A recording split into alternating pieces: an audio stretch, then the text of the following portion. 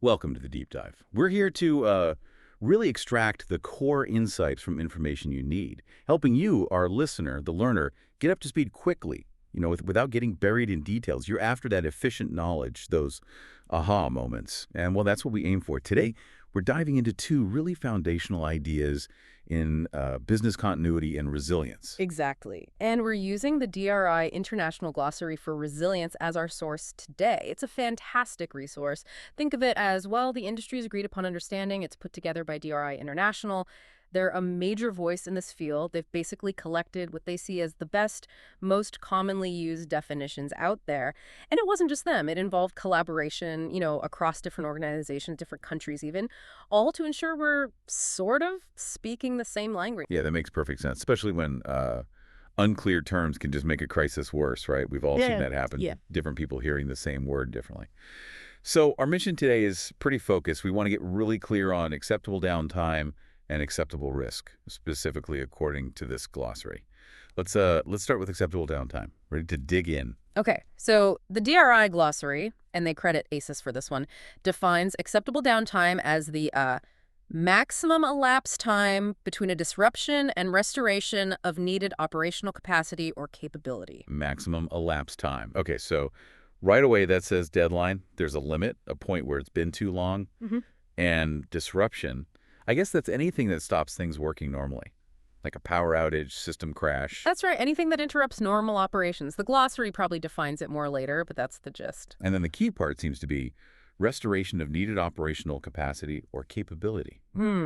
That's an important point, isn't it? It's not about getting everything back instantly. Precisely. It's about the essential functions, the things you absolutely need to, well, keep the lights on, so to speak. Right. And this definition, it immediately makes any organization ask, okay, what are those essential functions? And crucially, how long can we actually survive without them? This isn't just theoretical. It shapes your actual recovery goals.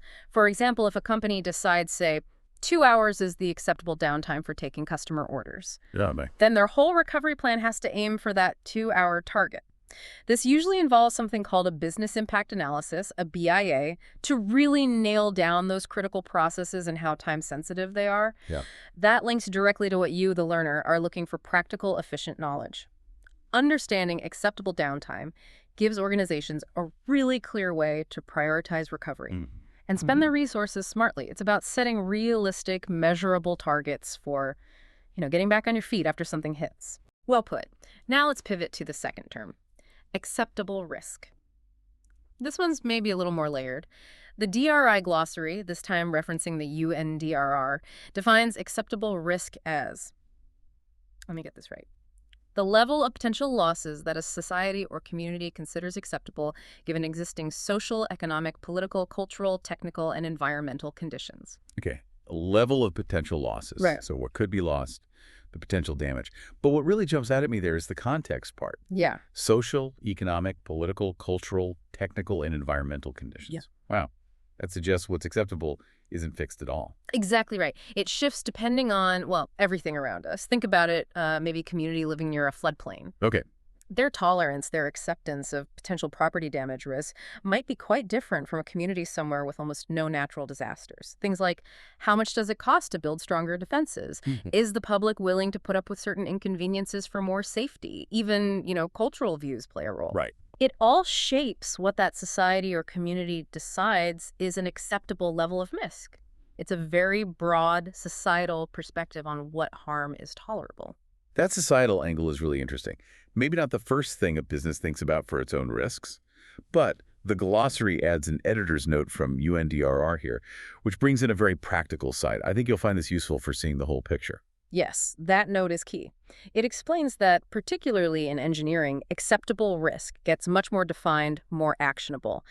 Engineers use this idea to figure out, okay, what structural measures or non-structural ones do we need to reduce harm? Harm to people, property, services, systems. The goal is to bring that risk down to a chosen tolerated level. And this isn't just guesswork. It's based on what we know about the probability of hazards, how likely they are, and what's considered accepted practice according to codes and standards. So the engineering take is more about putting numbers to it, looking at probabilities, potential impacts, and then deciding what preventative steps are reasonable and necessary to hit that acceptable level. guided by industry standards. Exactly. It gives organizations a much more concrete way to approach it. It's not just a vague societal feeling about loss.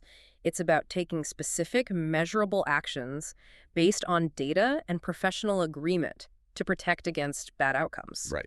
This could be anything, really. Designing a building to withstand certain wind speeds, putting in cybersecurity measures to protect data, lots of things. Okay, so acceptable risk has these two facets then. Yeah. There's the bigger picture, the societal view of tolerable loss based on broad conditions. And then there's this more technical engineering application, focusing on probabilities, specific measures, hitting a defined level of tolerated harm based on accepted practices. Yes. That distinction feels really important for you, the learner, to grasp the full meaning. It really highlights that managing risk isn't usually about eliminating all risk. That's often just not possible or practical. No, probably not. It's about making smart, informed choices about what level of risk is okay in different situations, and then taking sensible, defined steps to manage those risks properly. Okay, great. Let's try and wrap this up then. We've dug into acceptable downtime and acceptable risk using the DRI International Glossary. Acceptable downtime. From ACES, that's the absolute maximum time you have between a disruption and getting essential operations back, your recovery deadline. The maximum time. An acceptable risk from UNDRR is that level of potential loss a society or community finds tolerable given their specific context. But it also has that crucial engineering side, defining tolerated harm based on probabilities and established practices. That's a good summary. These two definitions, they really are foundational if you're working in business continuity or resilience. They set the stage for recovery goals and risk strategies. So as you, the learner, are thinking about this, consider how these ideas might look different in different places. Compare a hospital's critical systems to maybe a less critical admin function in the same hospital. Their acceptable downtimes would be worlds apart, right? Absolutely. Or think about acceptable risk.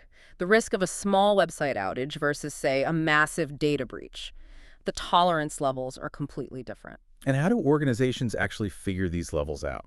Well, that's the next step, isn't it? It involves detailed work, business impact analyses, like we mentioned, thorough risk assessments, talking to the key people involved. But just knowing these defined limits exist and really understanding what they mean, that's powerful. It lets organizations move from just reacting when things go wrong to actually planning and preparing beforehand in a much more strategic way. Exactly. Understanding these limits helps you make informed decisions about getting ready and bouncing back. So you're not just overwhelmed when trouble hits. It's about realizing, okay, maybe perfect safety is impossible, but smart planning within acceptable limits, that's essential. Definitely something to keep pondering as you explore this field further.